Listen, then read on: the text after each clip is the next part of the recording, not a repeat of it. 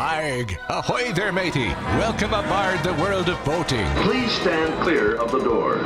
Por favor, manténganse alejado de las puertas. The radio show devoted exclusively to the boating lifestyle. You're gonna need a bigger boat. Brought to you by worldofboating.com, your internet portal for the boating enthusiast. I was just looking into buying a boat of my own. Call World of Boating toll-free now at 1-8888-28-BOAT. That's 1-888-828-BOAT. And welcome. This is the World of Boating. Greg, your first mate, Captain Patrick, Mike the Mariner, and filling in for Barry the Boater right now, at least, is Jerry the Diver Guy. Yes, he is a potential boater in the works. Barry, I don't know if he might be a little bit under the weather because I think he just got his second COVID shot. And, well, we all know him, if you've heard him previously on the World of Boating, as being a wuss. And I say that. Yeah, I hope he's not in the hospital or nothing. You no, say I that think he's lovingly, fine. though, right? I do. We kid. We're I don't know. We're a crew that kind of bust each other's, chops, nether regions when necessary to keep them in line, right?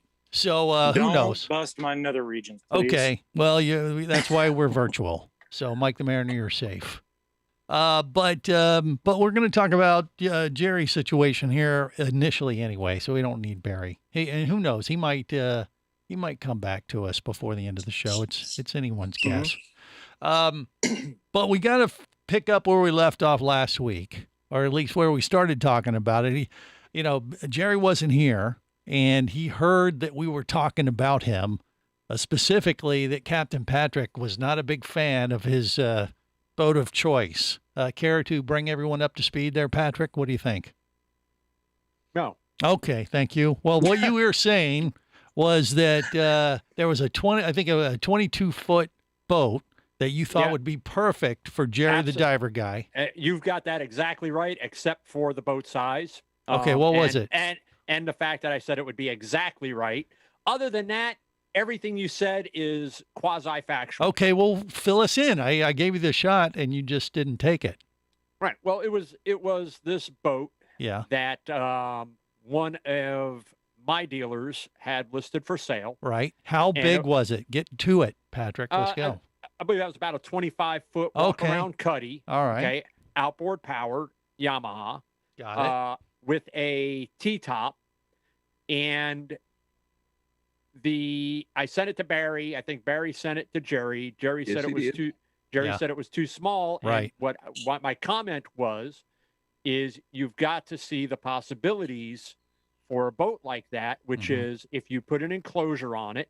So from the hard top aft, and you completely enclose the aft cockpit, which is a very large aft cockpit on that boat. Yeah. You've got the cabin down below. If you're in a marina, if that's where you're keeping the boat, you're probably not using the facilities on your boat anyway, meaning the head system, which means you're going to shower and use the bathroom at the marina. All right. Well, you said all this last week, and Jerry that's what you wanted me to say. Well, I said bring us up to speed. You don't have to do the whole show over again. I was doing. Oh, jeez. Can't y'all just feel the love? I'm telling you what. I do exactly what the man asked for. Then he busts my chops. I thought you could do this in 30 seconds instead of redo the whole show because everybody's heard it. Jerry. Okay, quiet already. No, Jerry. Has he sold you? Has he changed your view of whether or not that would be a good option for you? I respect him very much for what he has done. Yes. Yeah. But this is going to be a future home for me. Right. And I love to have friends over. I love to get out and see and do and have room to move and to live on. Right. So 22 foot ain't gonna do it. It's not going to happen. Okay, 25. Now hold on. Now the first time we had this conversation, and I could be wrong, but chances are I'm not. I don't believe the conversation centered around this eventually being something that you were going to live on. It was something that you were going to come down to every month or so to spend time on. Yeah. That is correct. Okay. But if you listen to what was said, I am looking to make that transition later on to living on it full time. Right. Okay. And plus, That's why I wanted at least 34 foot, something with size on Yeah. it. Well, I like Jerry- that transition over into it later on. and we said this last week, Jerry is very accommodating to his guests like me. And he said it himself. He goes, I want to have people on, obviously he's talking about me. Right, Jerry? Just say Oh, yes. sure. Okay. I mean, I'll be more than happy to have you, Patrick, All right. Mike, Hold- everybody. me? It doesn't matter to me. Yeah. Yeah. Jerry, what is your time frame for making the transition to coming to live on this boat more full time than part time? Well, I would have said at least a year and a half, but things has changed. Probably less than quicker than 6 to 7 months. Okay. probably. So basically, those warrants rent- finally came through. No, rent is due. And he's like, oh, hell, I got to get the hell out of Dodge. All right, Mike the Mariner, what say you? Yeah, I mean, I've always, from the very beginning, thought you should be in the 35 to 40 foot boat range. Yeah. Because here's the thing. That's I not need what you space. that's not what you texted me, Mike. Oh, jeez. What? You texted me that Jerry was out of his mind and we should put him in a 25-foot boat. I've got the text. I did. Oh, boy. You, I you did almost not. absolutely don't change your tune now. Mhm. Mhm. No, here's the thing. Even though, you're going to be in a marina and you can technically use the marina's facilities and things like that, you're going to want a boat that has the capability to accommodate you if you don't. And, 35 is the minimum, I think, in my opinion. The other big thing, you talked about needing space. A 25-foot boat has an 8.5-foot beam. Almost all 25-foot boats have an 8.5-foot beam. Yeah. And that's just not a lot of room. I want And- more space. Okay, again, my suggestion was based on the fact that it was Okay. Jerry all right. was not Hold looking up. at living on this. I understood. full-time. Patrick, get over it. Let's move on and talk about what Jerry wants to get. Well, if Gee Jerry would whiz. be more forthcoming with what Oh, he who actually cares? wants, Well, and he's what that's his why time he's frame is, here. I could help him. Okay, well, now you know that's not big enough. Let's just move on to All right, talk Jerry, about what he you're wants. you're looking for a 35 to 40-foot boat that's got facilities on board that you could use because technically the marina you may not want to use those, according to Mike. Depends on what marina you're in. Yeah. True. Not all marinas are equal. Look, you They can they all TP have bushes. You can TP the toilet like crazy, Well, that's true. You could do that Yeah. if you want to, or you could use your own facilities in your vessel.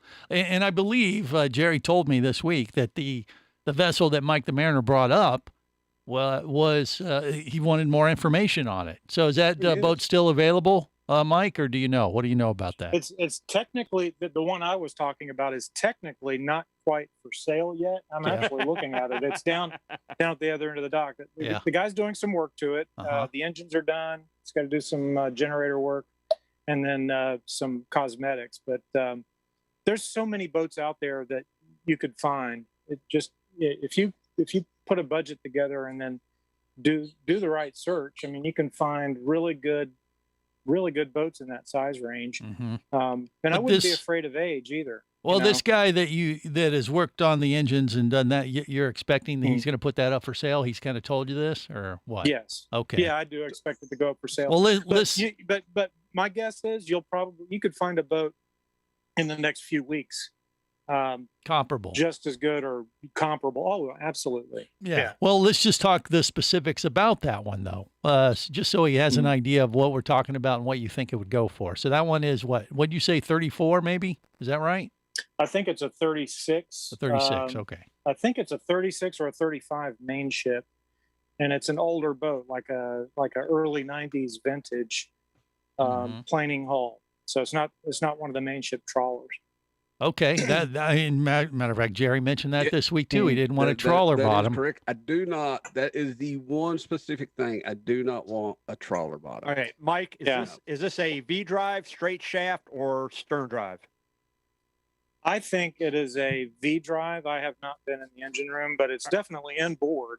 So All right. It's either straight shaft or V drive. All right, Jerry. Yeah, he's listening. Go. Do you have any experience with split controls? Some, not a whole lot. I mean, But he's I'm willing fine to with it. learn, trial by error.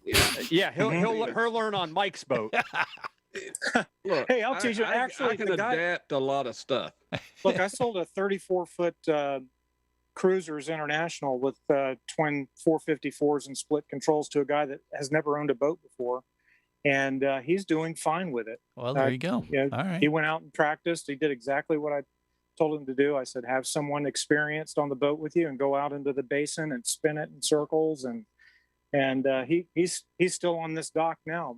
My old boat's right down the dock here. Hey, And he I'll backs tell you it up what. like a champ. I've known Jerry for years, and he can learn a lot. I think that's how you say it in Hillbilly. Is that right, Jerry? Close it up. Yeah, okay. Yeah. We got more coming up on the World of Boating. Stay close. You're listening to the World of Boating Radio Network. Hosting a radio show about scuba diving and boating is one of the best gigs on the planet. It's actually part of my job to check out and report on cool new products I personally use to enhance my diving and boating adventures. However, I do believe in sharing the joy, and this is why we've added Nanook protective hard cases to our list of products you can now purchase on the merchandise page at scubaradio.com.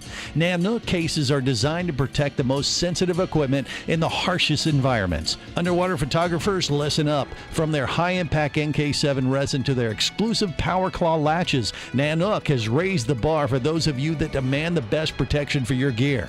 Plus, Nanook protective cases cost less than similar products currently on the market. The company has been around for over 15 years, but it's new to the U.S., so we've made a small number of Nanook cases available exclusively for you at a special introductory price on the merchandise page at scubaradio.com. Go there now and check out Nanook, the evolution of protection.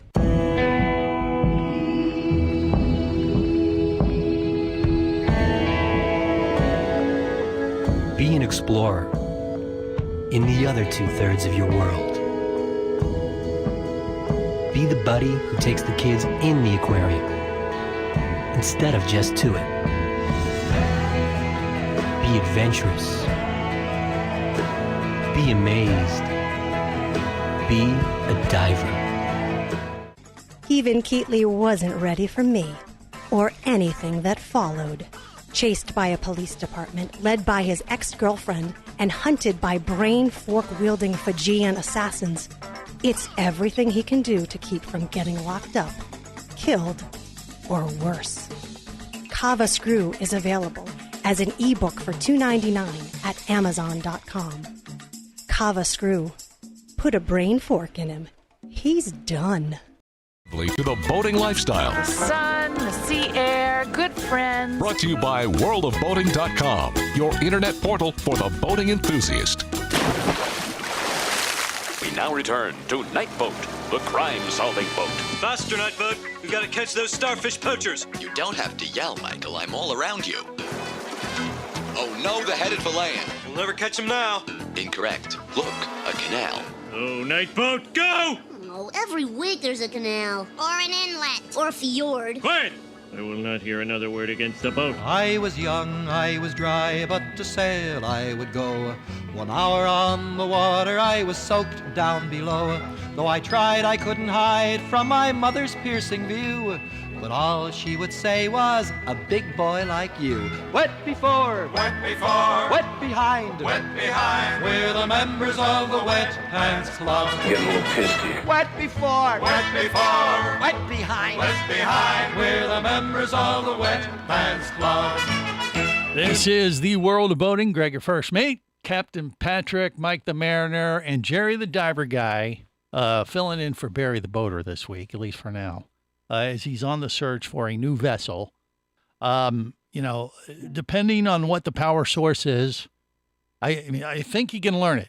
Patrick has concerns about whether or not he can do a dual throttle or what. That is not what I well, said. just go. Just answer me. What is it then? Jeez. I asked him if he had experience. I didn't say I had concerns. I just said, have you done this before? Okay, so has he addressed those concerns? You feel comfortable that he can handle that then now? I have done those before, Patrick. Okay, all right. So you feel good about I'm just that? looking out for Jerry. That's all. I'm well, trying to help him. Well, what do you think he should get then, Patrick? Does he need to take that into consideration or not?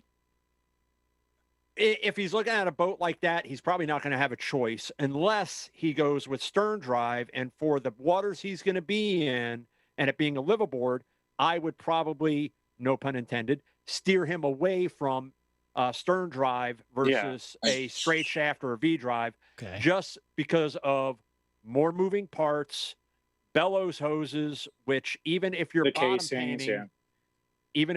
painting the aluminum casing and you're bottom painting the bellows hoses and all that, you're still going to have, it's not something that a diver can go down and clean or scrape. They're not scraping those bellows hoses.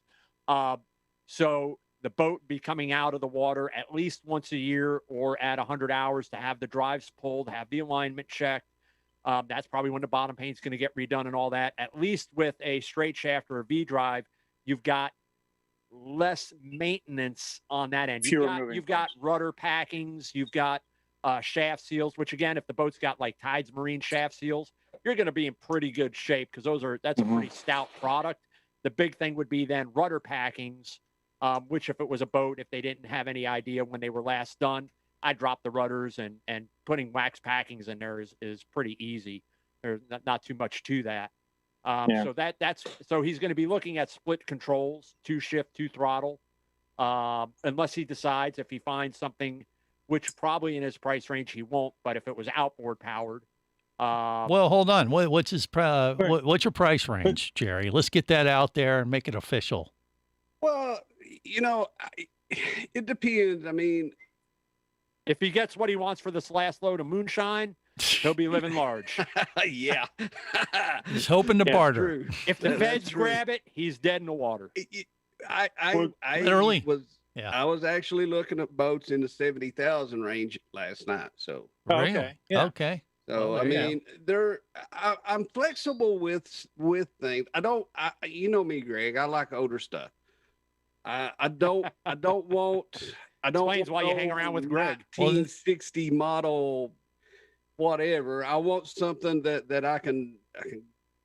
That's not got all high tech. It's not. You know me, because I'm not high tech. I hate it. I despise it. Mm-hmm. Well, so put me what I need on there, depth, etc. Blah blah blah. Yeah, I'm fine with that. Okay, when you I say can do that technology. Yeah. When you say high tech, you definitely don't want to be so low tech that you're dealing with like a Loran C plotter, right? No, God. Okay. Look, no, I can deal with some stuff, but put me on a carburetor, I'm fine. Put me on, it doesn't matter about that. Yeah. But I don't want some 2015 model boat that I'm going to spend $400,000 on and freaking hate it. Mike, what say you? What do you think? Yeah, so I agree with him. I mean, like the boat I have is 17 years old. Now I have a nice new touchscreen Raymarine. That from a navigation standpoint, it's high tech. Everything else on this boat is toggle switches, and my engines aren't even electronically controlled. They're the last of the Cummins 6 PTA series. Old school. With yeah. That's exactly old school. Jerry's getting excited. He wants to buy your new boat. Toggle switches. Yeah. Do you know I've got easy split it is controls, cable controls? Yeah. Do you know how easy it is to switch out a toggle switch instead of going on the circuit board and redoing a bunch of stuff because one button went out? Yeah. Well, yeah, you call your mechanic, well, have him here's the fix problem it with for some you. of the newer. Yeah. Here's a problem with some of the newer boats that I have friends with. Some newer Sundancers and they have, instead of toggle switches, they have the touch pads. You just touch it and it turns on lights and things like that. Well, when those go bad, they don't make them anymore. You can't find them anywhere. You replace the whole thing if you have to do something like that. Yeah.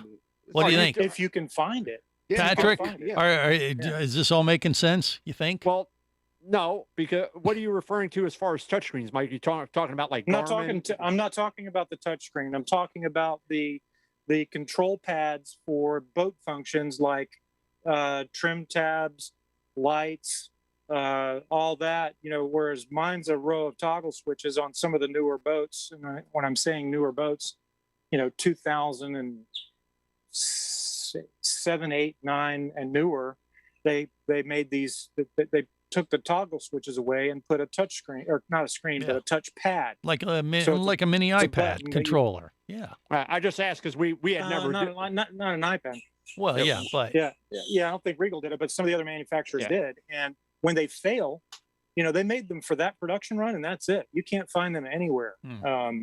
If they fail, you literally cannot buy a replacement. Well, yeah, we're just now moving in. We're experimenting with digital switching. So and still, but yet still having as a backup redundant switches, which to me just is like, come on. But everybody wants that clean console look with just the screen and nothing else. Yeah. Well, I got to say, Mike, you just got this new vessel. I mean, you can see it on YouTube, Facebook, the whole thing, on our closed caption Toggle videos, switches. as well as Jerry the Diver Guy. And you paid how much for that? Can you say about ballpark? What did I pay for my boat? Yeah. Can you I say? don't really want to say what I You don't paid want to for say? my boat. Well, ramp it up a bit because I'm figuring, Jerry might buy it from you. You can take a It's quick little profit. It's north of where he's talking, but Okay. not that far north. All right, we could try to work a deal here. I figure you just tack on another 50 grand and you're sold. Everyone has their price, right?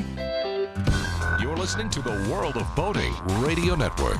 Traffic sucks unless you're scuba diving with Mike Scott. Mike glanced down at his dive computer. It showed less than 50 psi left in his tank. Probably just a few more breaths. Or riding shotgun in a thrilling car chase. One bullet hit the Jeep's windshield, spiderwebbing the passenger side. Mike shifted into second gear and felt the Jeep leap forward. This just got serious. Escape your commute with audiobooks from author Eric Douglas. Download to your phone. Go to booksbyeric.com or audible.com.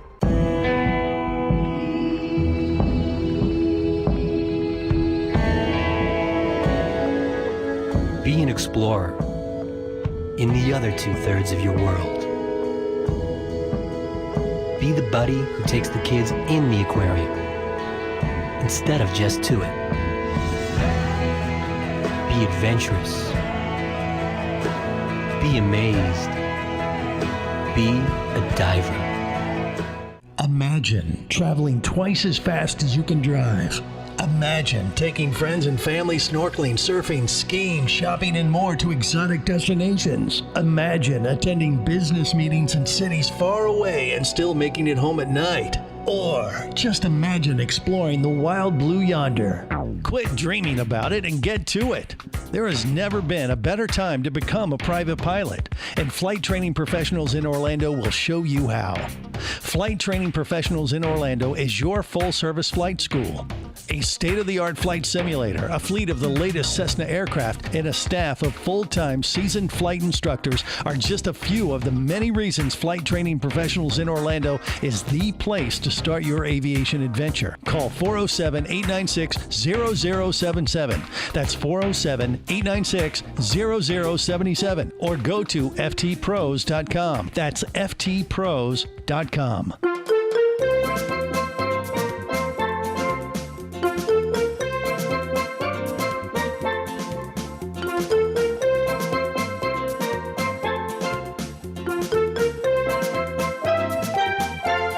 This is the World of Boating. Greg, your first mate, Captain Patrick, Mike the Mariner, Jerry the Diver Guy even joining us. And by the way, he just got his second COVID shot. I did this week as well. So we're going to be cleared for entrance into the Bahamas because they just made an announcement this week as well that they're going to start allowing people to travel to the Bahamas instead of having to get a test.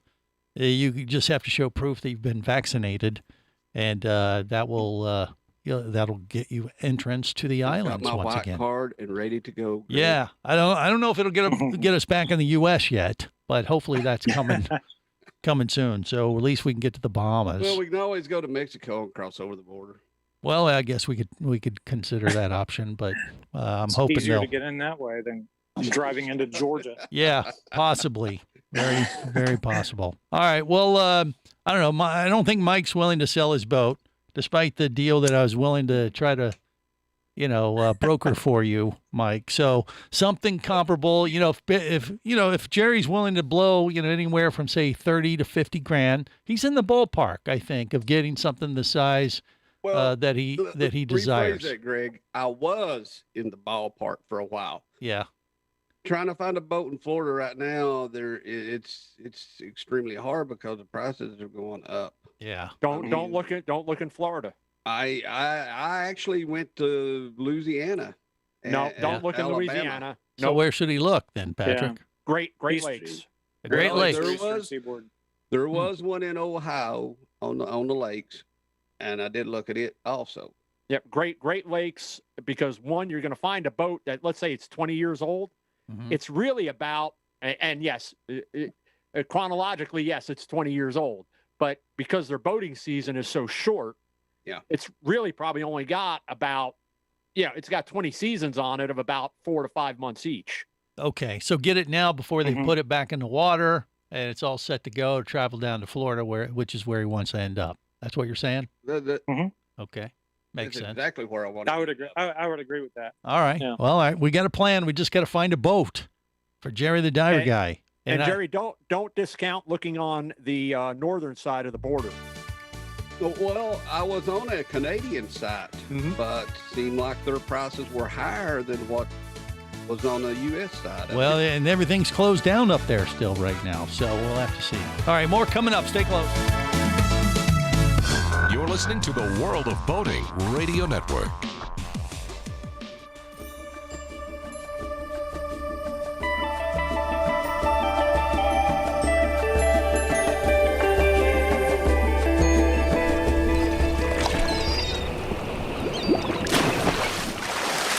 We're going to hop on a boat and we're going to get out on the ocean. I mean, that's the only place we can be sure there's no radioactive schniz. Feels right. It's our only move. This is the World of Boating. I have no question that if Jerry the Diver Guy gets the boat of his dreams and starts living on it down in South Florida, there will be a constant, week after week will be many booze cruises. I don't know if booze is the right word. Moonshine, spring water is the coded term we like to use. He lives in the mountains of Virginia, if you haven't picked that up already. By the way, I just want to point out that Jerry the Diver Guy is actually not with us today. That's actually Barry the Boater's Zoom filter. What? That is freaky. That is freaky good. Oh, God. I hate you, Patrick. Barry, Jerry. It's very close. It's easy to confuse the two just in real life, you know. God help me. Barry, you do an excellent Jerry. Oh boy. By the way, Jerry, when you were talking about, did you convert Canadian to U.S.? Actually, when I went on the site, it didn't dawn on me that it was a Canadian site. And then when I got to looking at things, I was like, I'm on a Canadian site. Yeah, because 70,000 Canadian is like 56,000 U.S. Yeah. Well, I switched over and was comparing models, and it was more expensive. I switched the currency over, but it was the boats up there were more expensive than what they were down here selling for. Okay. Yeah. I was just going to say the conversion rate now is 1 Canadian is about 80 cents U.S. Yeah.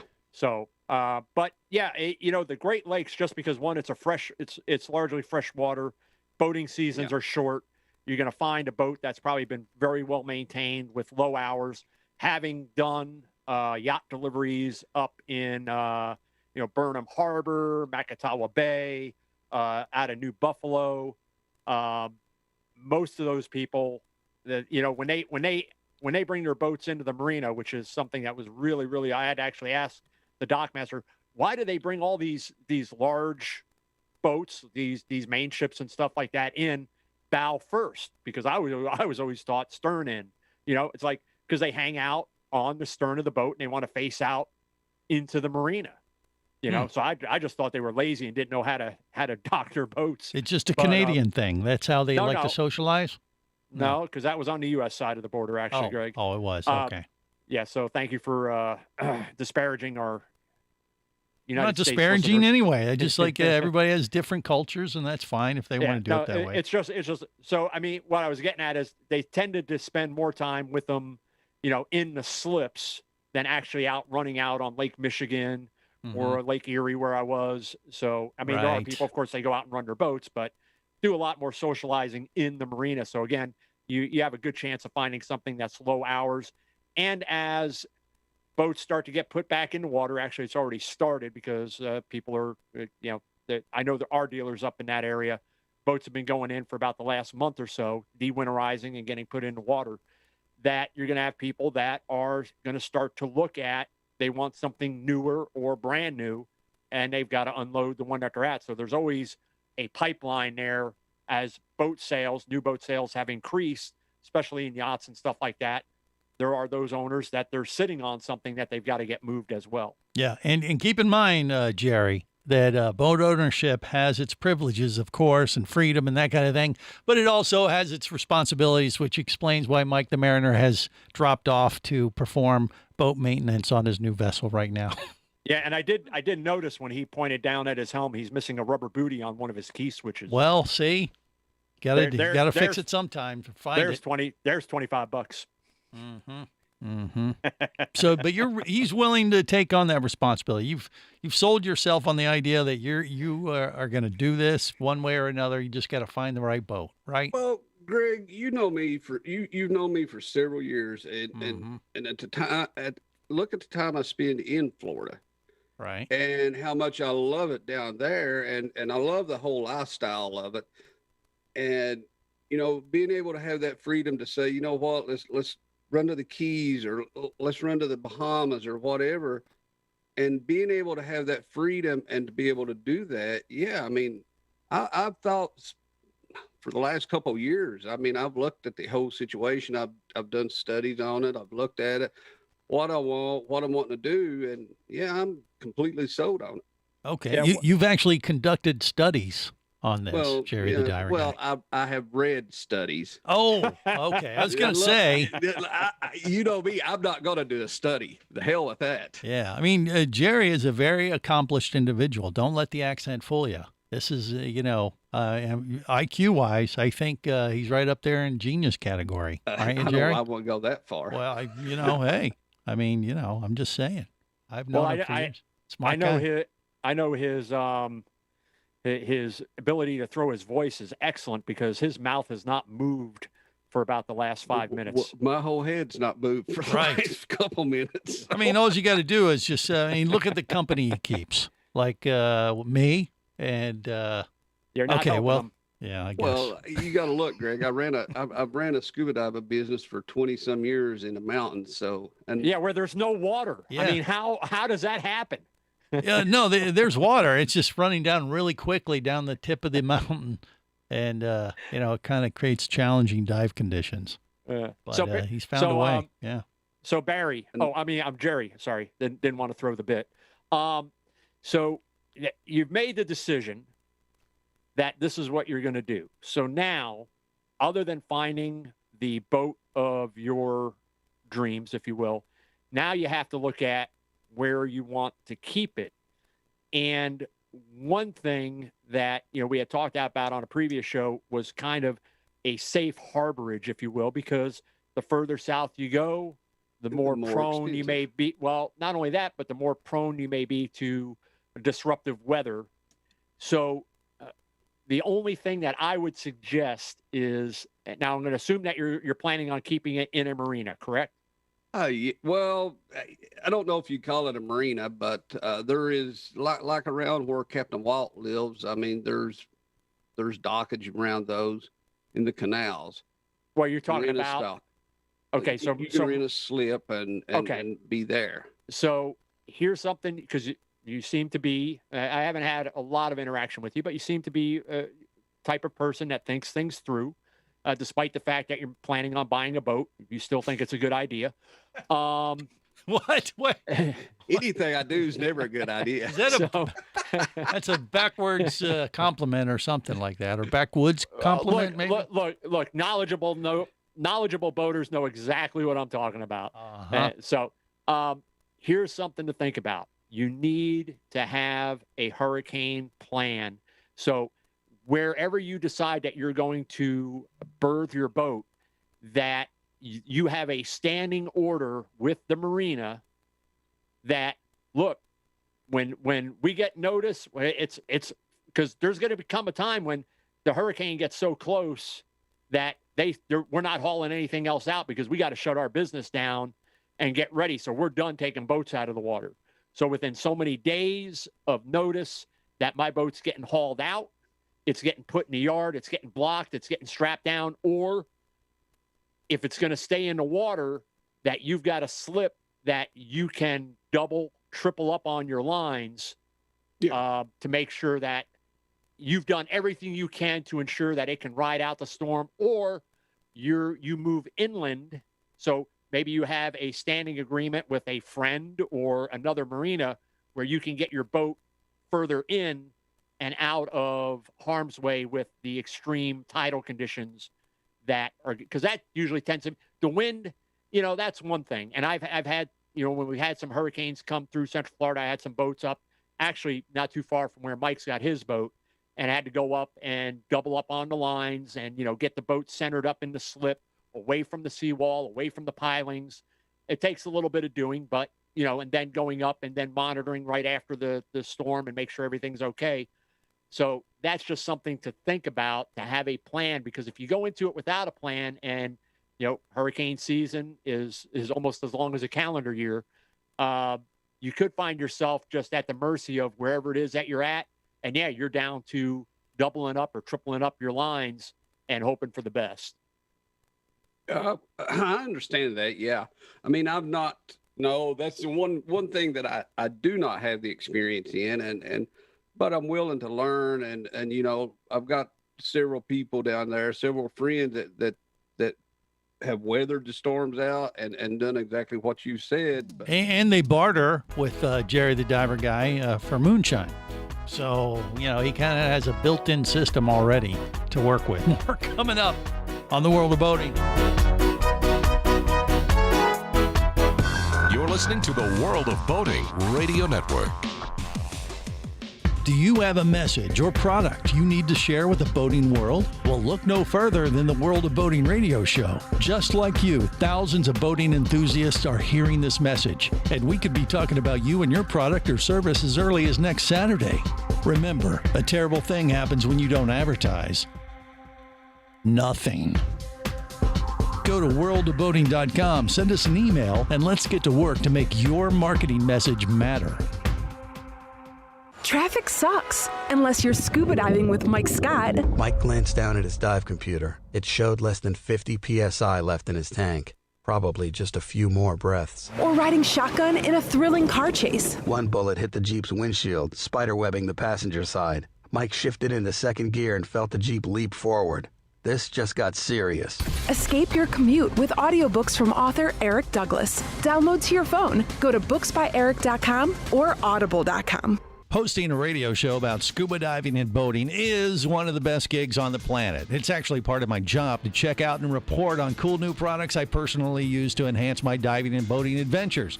However, I do believe in sharing the joy, and this is why we've added Nanook protective hard cases to our list of products you can now purchase on the merchandise page at scubaradio.com. Nanook cases are designed to protect the most sensitive equipment in the harshest environments. Underwater photographers, listen up. From their high-impact NK7 resin to their exclusive Power Claw latches, Nanook has raised the bar for those of you that demand the best protection for your gear. Plus, Nanook protective cases cost less than similar products currently on the market. The company has been around for over 15 years, but it's new to the U.S., so we've made a small number of Nanook cases available exclusively for you at a special introductory price on the merchandise page at scubaradio.com. Go there now and check out Nanook, the evolution of protection.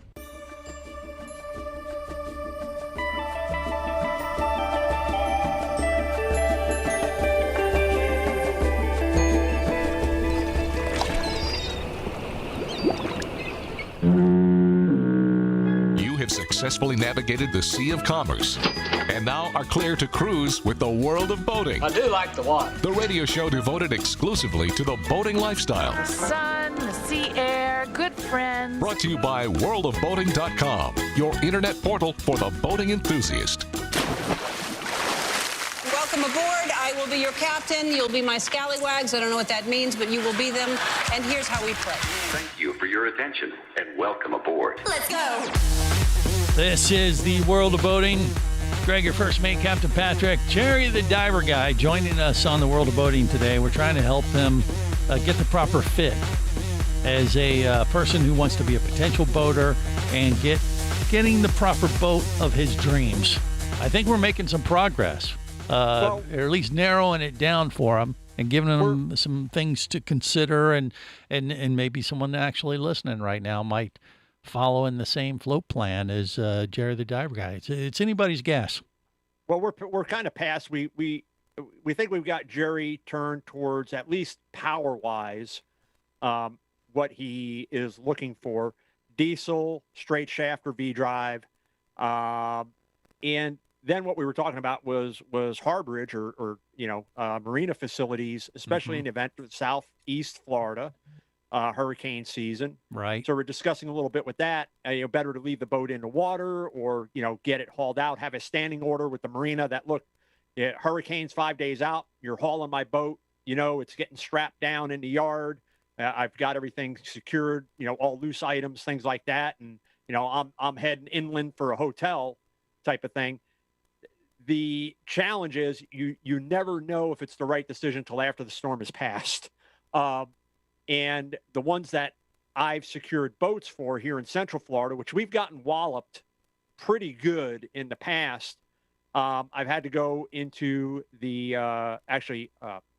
Hidden Harbor Marina, just a little north of where Mike is, and take care of a couple 46s that we had up there and get them centered up in the slip, so away from the seawall, away from the pilings, spring lines fore and aft, bow lines, stern lines, of course, crossed, and then pulled forward, pulled aft. I'm talking I had that boat tied 9 ways to Sunday and then doubled the lines on top of that, but so that this, no matter how much wind or water movement, it would be in the center of that slip.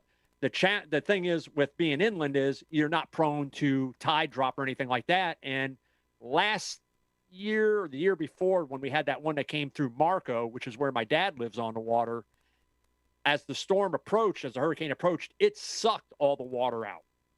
And boats that had been tied to docks were hanging by their cleats. I mean, it pulled all the water out, not all the water, pulled out most of the water to where these boats were hanging. So that's something else that you have to think about, that depending on the direction of the storm and how it approaches and where the marina is that something that's ever happened? Could it happen? Certainly it's always possible, as it happened down in Marco. And if I've got my boat secured, spring lines, fore, aft, bow lines, and I'm actually, when I did the ones up in Sanford, the boats that were to the port and starboard side, we had actually tied off mutually those boats as well to help kind of keep everything in a floating chain, if you will. Well, we had hail a couple weeks ago right here in Central Florida. Yeah, we did. Yeah, so, the thing is, you got to have a plan. You can only plan so much, but I think maybe where you're getting to, Patrick, is that Jerry needs to obviously create a hurricane plan, how he's going to tie up his boat and all that kind of thing for foul weather on its way.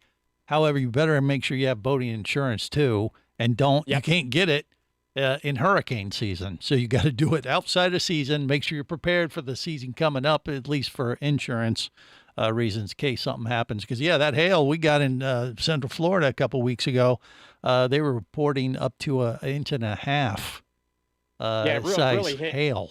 Really hit up where you're at more so than where I'm at. But but it'll put a hole in your boat.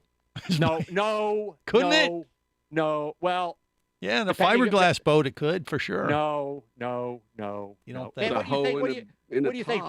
The boats are paper thin. I mean, there are a couple of boat brands that I could mention, but I won't, Bayliner, that you might want to be aware of. Well, but, see. But no, I mean, it's you'd probably be more prone to damage with glass or something like that. But even then, the windshields are tempered glass, so it would take quite a hit for it to shatter that. So, I don't think that's ever been an issue here in Central Florida as far as boat damage, windshields and stuff like that. But it's I think there's one day a year now where you can actually go and get boat insurance because they consider everything else hurricane season. Possibly. Keep that in mind, Jerry. Yeah, and that day changes every year. They just move it around to whenever they feel like it. Yeah. They don't take moonshine for payment on premiums, by the way. I've heard this. So just be prepared. So, Jerry, let me ask you this. So with this boat, are you planning on having a dinghy, a rigid inflatable? Not me. He's talking about a small boat that you can shuttle back and forth from shore to. Yeah, we don't refer to you as a dinghy. Yes, eventually I am. Okay, how are you planning on towing that or transporting that dinghy? What? I'm Tow going it with to a tie rope? to it and be done with it.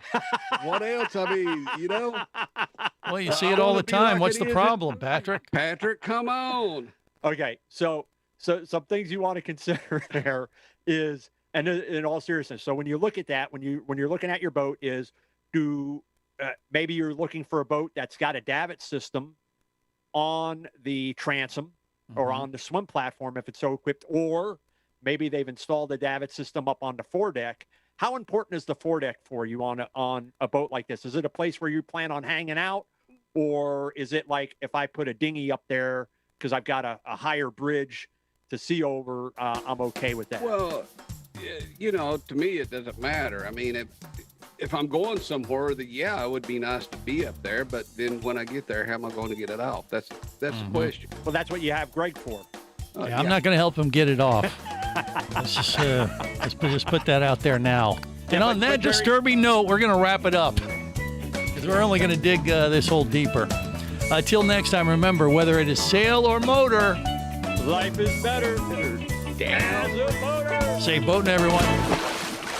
Avast there! Come back here, you barnacle-bitten swab! World of Boating is brought to you by worldofboating.com, your internet portal for the boating enthusiast. Any of this getting through to you, son? World of Boating is a production of Overboard Entertainment Incorporated. Computer standing by. Remember, you can listen live or to archives of past shows worldwide over the internet at worldofboating.com. Computers can do that? So tell a friend and come aboard every week for the World of Boating. This is so great. I can't wait.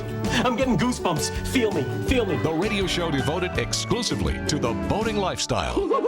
TTFN, ta-ta for now. The opinions you just heard on the World of Boating are those of the hosts, callers, and guests. They are not necessarily those of any station or network, its management, or advertisers. What are you being such a weenie for? While on the water, your safety and the safety of many others depends on you. So boat smart and operate your vessel only after receiving the proper training and instruction for your area. There is a fine line between genius and madness. Have any questions or comments? Feel free to do so via the web at worldofboating.com.